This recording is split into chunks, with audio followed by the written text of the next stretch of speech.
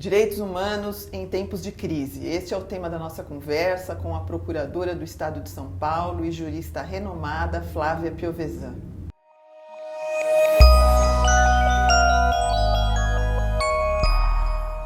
Flávia, o que a gente mais ouve hoje em dia aqui no Brasil é o tema da crise. A crise econômica, a crise política, enfim, você é uma especialista nos direitos humanos. Essa crise, paradoxalmente, ou talvez por isso mesmo, esteja produzindo uma série de efeitos, impactando fortemente a área dos direitos humanos, trazendo à discussão da sociedade brasileira temas como a questão da maioridade penal, da redução da maioridade penal, a questão deste projeto antiterrorismo em pauta no Congresso, a questão também do projeto de terceirização da mão de obra, enfim, uma série de temas que tocam diretamente os direitos humanos, que talvez alguns anos atrás nós não imaginássemos que pudessem ser vasculhados como estão sendo neste momento, mas enfim, queria uma abordagem sua sobre o tema. Eu agradeço essa excelente questão e tão instigante. Eu teria 4 reflexões. A primeira, você diz bem, nós não imaginaríamos talvez no passado que a pauta de 2015 fosse essa. Isso porque os direitos humanos têm a sua dinamicidade, a sua abertura para com o mundo, com a vida, ou seja, o primeiro ponto que eu trago é essa visão dinâmica e aberta dos direitos humanos como um processo, ou como processos pautados em lutas emancipatórias que buscam, de um lado, proteger a dignidade humana e, por outro, prevenir o sofrimento humano. Ou seja, a questão é como lidar com a dignidade humana, com a sua afirmação e com a prevenção do sofrimento humano numa situação de crise. Nós, no Brasil, vivemos há tempos atrás, um período em que tínhamos uma estabilidade econômica somada a uma estabilidade política. Fomos capa da The Economist, International Herald Tribune dizia: Brasil deixou de ser o país do futuro, é o país do presente. E hoje nós temos uma situação desafiadora em que há crise, seja econômica, como você menciona, seja política. Qual o impacto dessa crise na agenda dos direitos humanos? Eu vejo com preocupação 2 tendências. A primeira delas você já nos indica, que é essa pauta de recrudescimento, de retrocessos no que se refere ao garantismo, às liberdades que foram arduamente alcançadas. Então temos que ficar vigilantes com relação a essa pauta, temos que ficar na resistência, seja com relação a propostas aí da redução da maioridade penal, um debate que eu creio que falta informação, seja porque, se nós avaliarmos, adolescentes são responsáveis por 1 ou 2% dos crimes aí hediondos, seja com relação até à experiência de outros países, se nós avaliarmos Estados Unidos e outros países no direito comparado, hoje o debate é outro, é como ampliar a idade penal e não rebaixá-la. Seja olhando o que o Supremo acabou de decidir, a necessária intervenção do Judiciário no que se refere à política carcerária, em grau de ação civil pública, né, foi pautada essa semana. O Brasil tem a terceira ou quarta população carcerária, maior população carcerária do mundo, perde para os Estados Unidos, China e Rússia. Sim. Ou seja, depositar os nossos jovens nas prisões não será o caminho, até porque é inconstitucional, tendo em vista a cláusula pétrea, né, e tendo em vista toda a normatividade internacional que se pauta pela proteção à criança. Então eu creio que esse é um debate que nós temos que ficar atentos. Também, claro, defendemos a maior eficácia no combate à corrupção, defendemos a transparência, defendemos a accountability, defendemos a fiscalização, monitoramento, mas à luz do devido processo legal, com contraditório, contra defesa. Então eu creio que sempre, quem vai defender a segurança minando essas garantias, no final acaba por prejudicar todo o pacote. Então eu acho que esse é um debate extremamente relevante na pauta de hoje. E o segundo debate que você também mencionou, num cenário de crise, em que nós temos uma inflação de 8% já, em que na América Latina nós temos um PIB negativo, a projeção de uma recessão, o PIB, pelo menos os indicadores econômicos apontam a menos 2%, quer dizer, nós não cresceremos. A Venezuela aponta menos 4%, a Argentina menos 0,5%, o Brasil menos 2%. Mas há países na região, como Colômbia, que tem um crescimento positivo de 4%, como o Chile, de 2%, e México. Então, não é, vamos dizer, uma dor, não é uma enfermidade regional, mas nós temos políticas aí, de alguma maneira, que estão que não estão sendo exitosas. E aí vem também o drama dos direitos sociais. Então, vamos tornar precária a proteção dos direitos, vamos flexibilizá-los. Então, nós temos esse outro desafio, porque nós estávamos passo a passo na construção de um estado de bem-estar social, com ajuste e estabilidade de direitos sociais, né? Hoje é um caminho, com o tema das políticas públicas, com o refinamento delas, e hoje nós temos que evitar também recuos na agenda de direitos sociais com o que se passa hoje na Europa, pelo menos Europa, Portugal, Espanha, Itália, que é o estado de mal-estar social. Então temos que deter.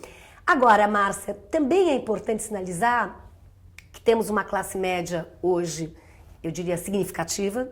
É fato que 30 ou 40 milhões, depende das estatísticas, saíram da pobreza. Temos empoderamento das mulheres.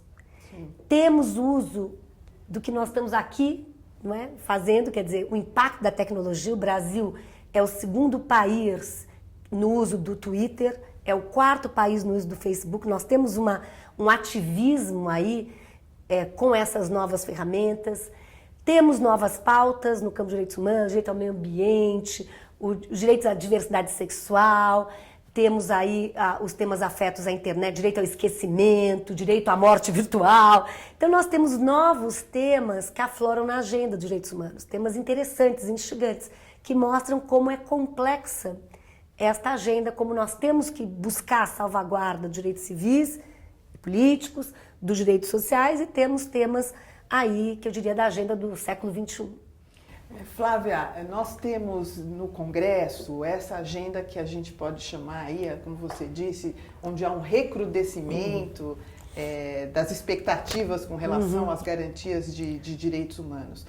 Paralelamente, nós temos decisões relativamente recentes, e decisões por vir também por parte do Judiciário, do Supremo Tribunal Federal notadamente, onde o movimento parece inverso, né? Eu diria isso tanto com relação à questão do casamento entre pessoas do mesmo gênero, como com relação à questão das drogas, onde há aí uma expectativa de que a decisão recente que está por vir aí do Supremo seja uma decisão que descriminalize o uso pessoal do entorpecente. Eu queria que você falasse um pouco isso, quer dizer, há uma dicotomia aí entre o mundo do direito e o mundo da política? Muito estimulante a tua pergunta, porque na verdade hoje o nosso legislativo e pesquisas apontam ao perfil dele, o perfil mais conservador das últimas décadas. Até alguns dizem, nossa Câmara, BBB, Bíblia, bala e boi, o business. Então nós temos realmente o fortalecimento dessas bancadas, temos pautas de direitos humanos que estão reféns, por exemplo, das bancadas religiosas, como era a questão da união homoafetiva, como é a questão da descriminalização do aborto, mesmo das drogas e outros temas. E temos o Judiciário como um ator extraordinário na paisagem democrática. Notadamente, você lembra a posição do Supremo, que salvaguarda direitos, muitas vezes exercendo um papel antimajoritário, mas permitindo que os direitos triunfem à luz de conjunturas majoritárias desfavoráveis. Então eu aplaudo o STF de hoje, salvo em alguns temas como revisão da anistia, outros temas que eu teço críticas contundentes, mas o Supremo tem sim exercido essa jurisdição constitucional afeta a promoção e proteção dos direitos. Porque eu costumo dizer, e se realmente sou uma pessoa que admiro muito e respeito muito o Poder Judiciário, porque é o poder desarmado no Estado Democrático de Direito que tem a última palavra. Que não é a bala, que não é a faca, que não é o tanque, mas é a força do direito que deve prevalecer em detrimento do direito da força. E o Poder Judiciário o faz. E está fazendo com coragem. Eu trago, além do tema das uniões homoafetivas, o tema das cotas raciais, da lei de imprensa. Nós temos uma agenda de direitos humanos impulsionada pelo Poder Judiciário, que se tornou hoje o locus para a proteção e promoção dos direitos. Flávia, você é uma advogada pública, uma procuradora do Estado de São Paulo, e algumas das iniciativas, enfim, relacionadas aí e que impactam os direitos humanos, vêm diretamente do Executivo. Então, hoje, temos visto também aí na mídia informações sobre algumas escolas públicas que estão sendo administradas por militares.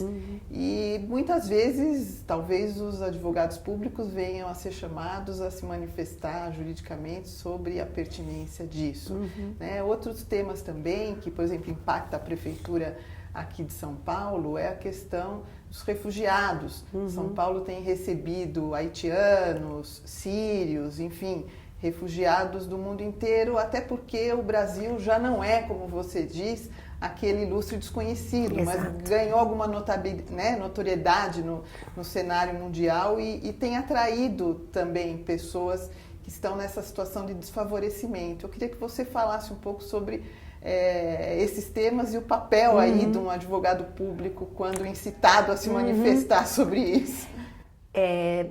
O que eu penso, quer dizer, nós, como advogadas, advogados públicos, temos que ser instrumentos para a realização do Estado Democrático de Direito, que tem como vetor maior no campo ético a dignidade da pessoa humana. Dessa maneira que eu vejo a advocacia pública e a necessidade de se consolidar uma institucionalidade democrática capaz de honrar essa ideologia constitucional.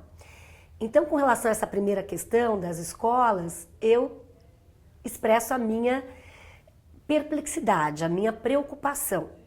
Eu creio que deveria ser material curricular, e o faço na PUC de São Paulo como professora, o relatório conclusivo da Comissão Nacional da Verdade, lançado dia 10 de dezembro de 2014, que aponta a recomendações e a conclusões. E as conclusões são: o passado habita o presente, ou seja, se detectou e se diagnosticou com muita precisão a partir da fala de familiares, de documentos e de testemunhos diversos, aí que houve um padrão sistemático generalizado de violação a direitos, envolvendo torturas, execuções sumárias, desaparecimentos, perseguições político-ideológicas. E o que se concluiu também é que há uma perpetuação desta paisagem, um continuismo autoritário na paisagem democrática. O que há de nos chamar a atenção para o tema das reformas institucionais.